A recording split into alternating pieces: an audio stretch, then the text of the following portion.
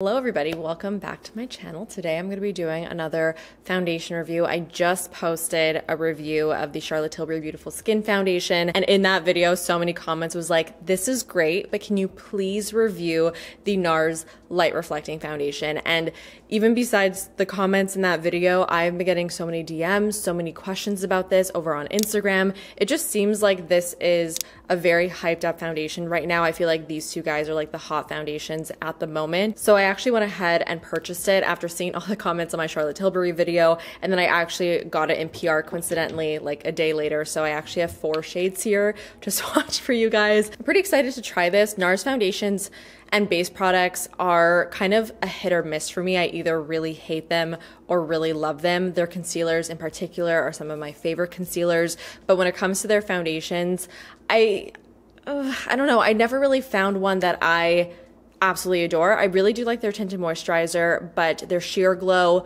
not really for me, and their long wear radiant foundation, I think it's called, their really full coverage one, didn't really love that either. This guy isn't supposed to be like a full coverage foundation. It's similar to the Charlotte Tilbury foundation in that it's supposed to be a little bit more lightweight, but still a medium coverage. So it's that glowing, natural looking foundation look that is very trendy right now that a lot of brands are coming out with foundations for, which is fantastic. So it's going to be a first impression. I know I mentioned in my last video that I prefer to do more of like a review than a first impression when it comes to foundations, just because I feel like it is more helpful for you guys, but I'm so eager to try this. I don't want to wait another week to give you guys a review. So I'm going to do a first impression today, but I'll give you guys my updated thoughts at the end of the month in my favorites. So we have a lot to talk about. I hope you guys are going to enjoy today's video. If you have tried this foundation, I would love to get your review in the comments. And if you do decide to leave a review, let me know your skin type. It's just helpful for people who are going through the comments. And hit the thumbs up button if you do enjoy today's video, and subscribe if you are not yet subscribed and want to see more videos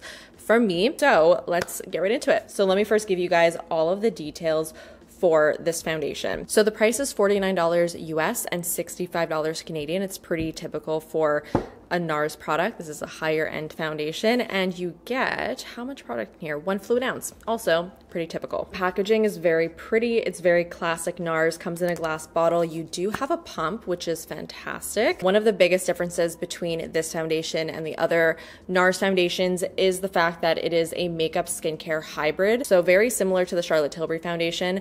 These both have like skincare claims. So they're supposed to actually improve your skin after X amount of time, especially when it comes to skincare claims and makeup. I think it's great to have those extra benefits, but I wouldn't purchase a foundation just for those skincare claims. I would more so focus on your actual skincare to get the benefits. It's more of like an added bonus than a full-on reason to get a foundation, you know, because I feel like you're gonna get way more results with your actual skincare. Like, invest in that if you're deciding between the two, and I just wouldn't put those types of expectations on your foundation. But again, it's obviously nice that it's there, but it's not like a game changer. At least for me, it's not. It says that it's a breathable medium coverage that's buildable, and it's also supposed to blur the look of wrinkles, pores, and texture. And it does say specifically that it's powered by 70% skincare ingredients for visibly improved clarity plus light reflecting complex for enhanced luminosity. So there is supposed to be like a nice glow in here as well. All that sounds really great to me.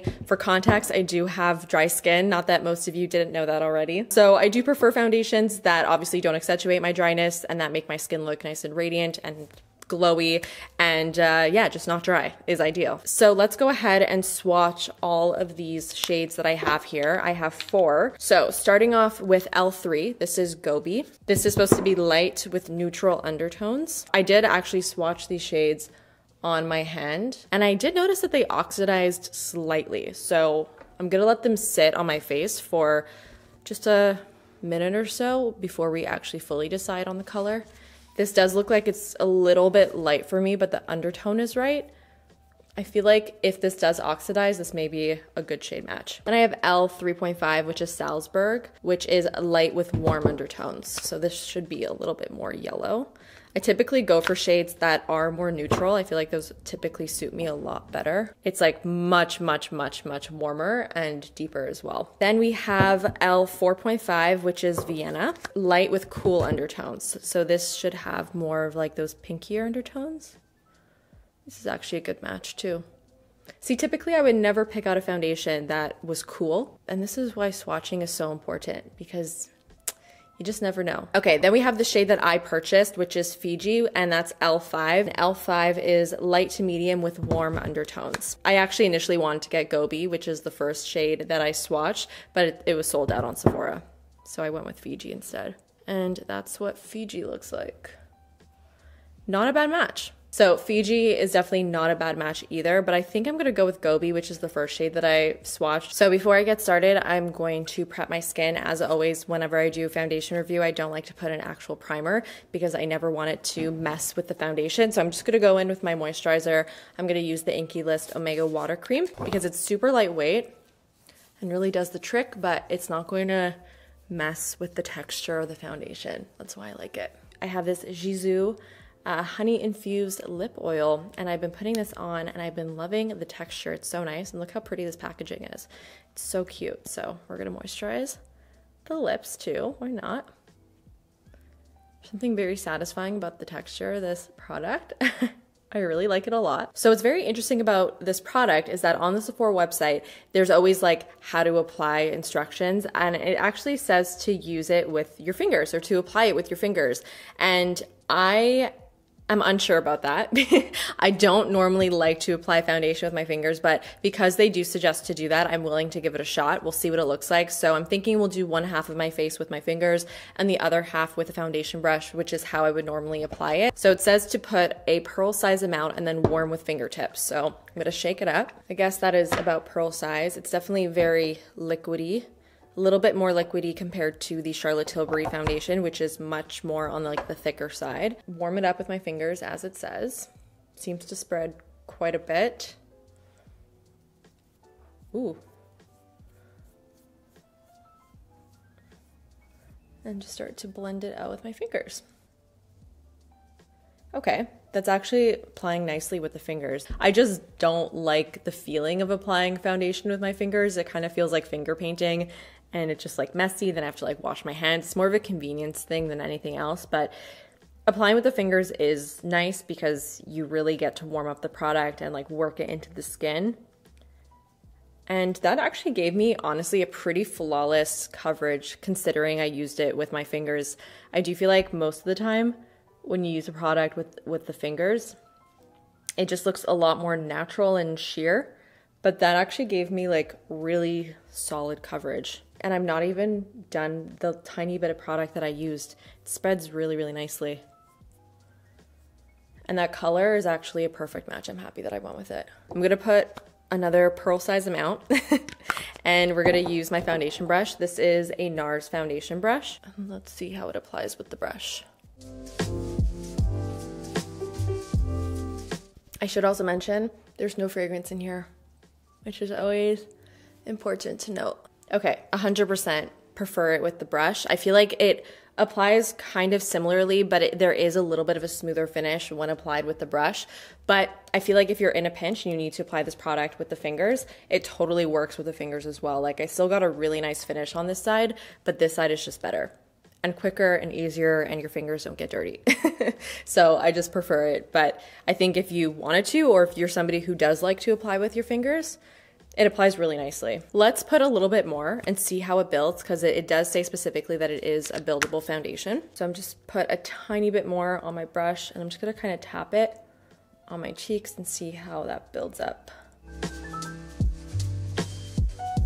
It does build up slightly, but not like a crazy amount. I would not say this is a completely full coverage foundation. I would say it's like a solid medium coverage. I do feel like the Charlotte Tilbury foundation does have more coverage than this does. Like they're very similar, but the Charlotte Tilbury one is thicker and it really does build up to like practically a medium full coverage, whereas this is a pretty solid medium. Like I can still see my skin through the foundation, but all of my redness is covered. And I could tell you right off the bat, this does not feel as heavy as the Charlotte Tilbury one, which was a huge issue that I had with that one. I felt like that felt really, really thick and almost uncomfortable on the face.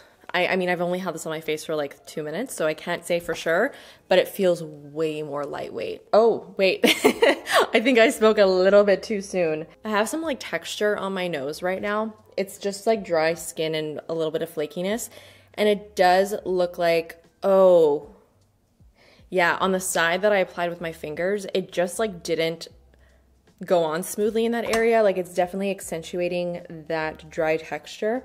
This is where I feel like it's accentuating and it's almost not sticking to some areas on my nose, whereas this side, it's totally okay. And I also have texture over here and it is looking a little bit dry and heavy on those spots, which is definitely not what I want to see, especially on first application, because that just tells me right away that, I don't know, it's very likely that this may not hold up in the way that I want it to for the entire day if it's already looking a little bit dry, not cakey, but dry. From afar though, it does look really nice. It's just when I go really up close, I'm like, this is questionable. I do definitely see the similarities between the NARS foundation and the Charlotte Tilbury one.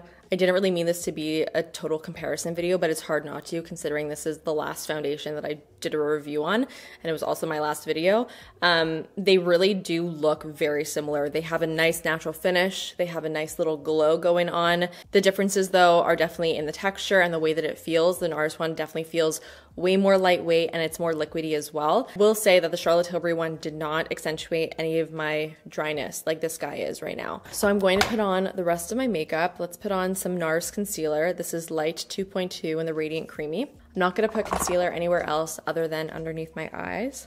Oh, also want to mention, there is no tackiness to it. It doesn't feel like it's 100% set down. Like when I do glide my fingers over the unset parts of my face, like I feel the foundation and it does kind of come off a little bit, but I don't necessarily feel that. And as you can see, I'm putting on a powder bronzer and it's applying smoothly. It's not like attaching to wet spots or anything on my face. It's kind of unfortunate because I really do love the way my skin looks from afar. I think it looks really pretty. Like the coverage is really nice. I love the little glow that it has. I don't find it too glowy at all. I did find the Charlotte Tilbury one to be a lot glowier actually. I feel like this is really the perfect amount of sheen, but it's that dryness factor that's really just putting it over the edge for me in not the good way. So those are basically my thoughts as of right now. There's not much more for me to say, so I think we're just gonna have to wait and see. But before I totally leave you, let me show you what it looks like in natural light. Very close to the camera right now, but here we are in natural light, and here's what my skin looks like. Here's a nice little close-up.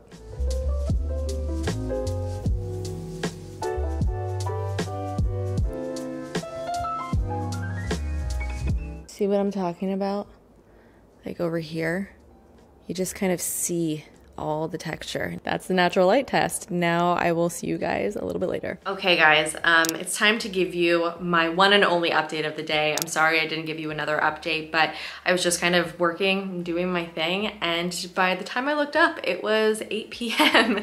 and I'm ready to take my makeup off. And my conclusion with this foundation is major confusion because the reviews for the stuff is so good and I've been hearing nothing but great things, but my skin just did not approve this product even a little bit. It is looking really not good. First of all, I've been wearing this since 11. It's now 8 p.m. So that is 9 hours of wear. And here's what things are looking like. So on the areas that my skin is dry, like I mentioned, my nose, my chin, over here, the foundation is pretty much completely broken up and it has attached to all of the little dry patches all over my face, and it's just accentuating it. I actually have not had a foundation in recent memory do this to me, and it's actually kind of surprising, especially because of the texture of it and how good it actually looked on the rest of my face. That's what's very confusing about this whole thing, is that it doesn't look good on the areas that I'm super dry. Like it looks really not good, just bad.